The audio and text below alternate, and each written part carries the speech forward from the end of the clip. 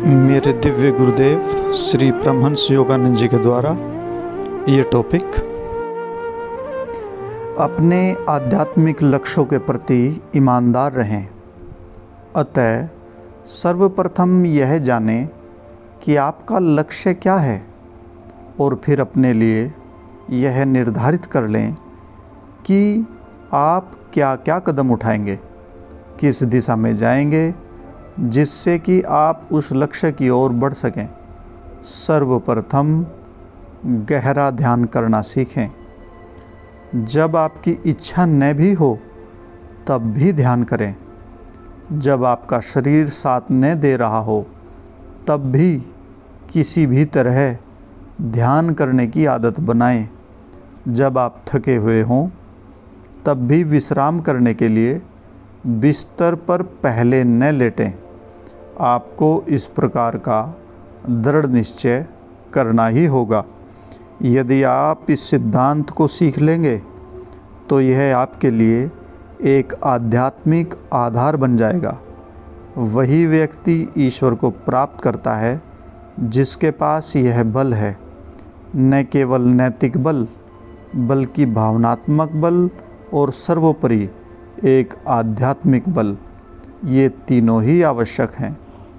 अतः आप पहले जान लें कि आपका लक्ष्य है क्या, फिर उसे न छोड़ें। चाहे ऐसा करने के लिए आप लालायित ही क्यों न हों। वे लोग जो जीवन में किसी असंतोष अथवा दूसरे लोगों के साथ अपने संबंधों में असंतुष्टि के कारण लक्ष्य को छोड़ देते हैं, मैं देखता हूँ कि वे कितनी तेज़ी से नीचे गिरते चले जाते हैं और आध्यात्मिक जीवन चक्र की धुरी से बहुत दूर चले जाते हैं।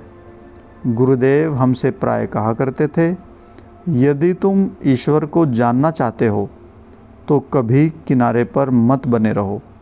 जैसे कि बच्चे खेल के मैदान में या मेले में खेलते हैं, यदि आप घूमने वाले चक्र के केंद्र के पास होते हैं तो चाहे वह कितना ही तेज क्यों ना घूमे, आप दूर फेंके नहीं जा सकते। परंतु यदि आप किनारे पर रहते हैं तो आप तुरंत दूर फेंक दिए जाएंगे। ठीक ऐसा ही आध्यात्मिक मार्ग में भी होता है। अब अगला प्रश्न है, मैंने सुना है कि कुछ शिक्षक दावा करते हैं कि किसी व्यक्ति को स्वयं को अनुशासित करने की कोई आवश्यकता नहीं है। इस कथन के बारे में मैं यही कहूँगा, ये सरासर नासमझी है। ऐसा कदापि नहीं हो सकता। जब तक आप स्वयं को नियंत्रित न कर लें, आप ईश्वर को नहीं जान सकते। यह असंभव है। वह व्यक्ति जिसका मन ईर्ष्या से भरा है, वह व्यक्ति जिसका मन द्वेष से भरा है, वह व्यक्ति जिसका मन विषय विकारों से भरा है, वह ईश्वर के लिए अपने द्वार बंद कर लेता है।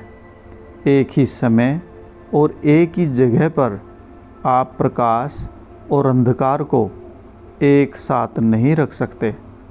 आप अपने मन में ईश्वर की चेतना और मानवीय विकारों को एक साथ नहीं रख सकते। यह असंभव है। आप अनुशासन के बिना इन बुरे विचारों को कैसे दूर कर पाएंगे?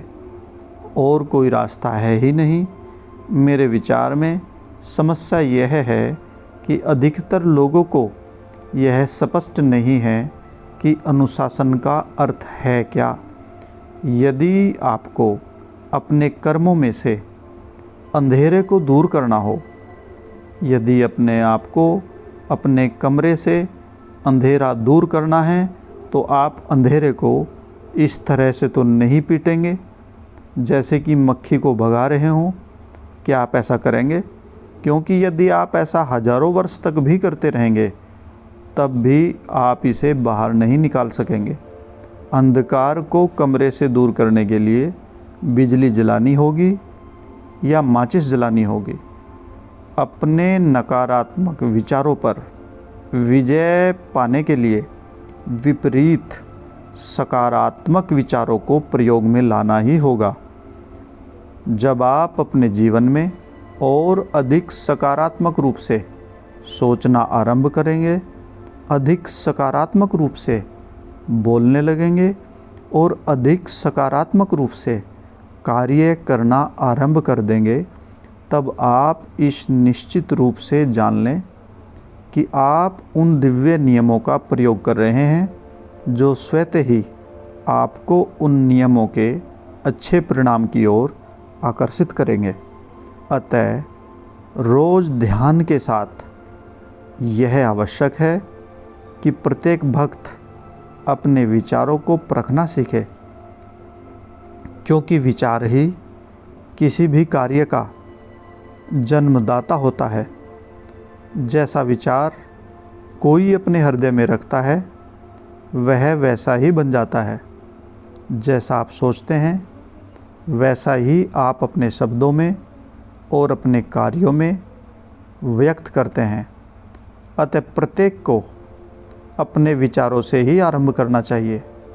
प्रत्येक को अपने नकारात्मक, आलोचनात्मक और संदेहात्मक विचारों को बदलकर उसके स्थान पर सकारात्मक विचारों को लाना होगा।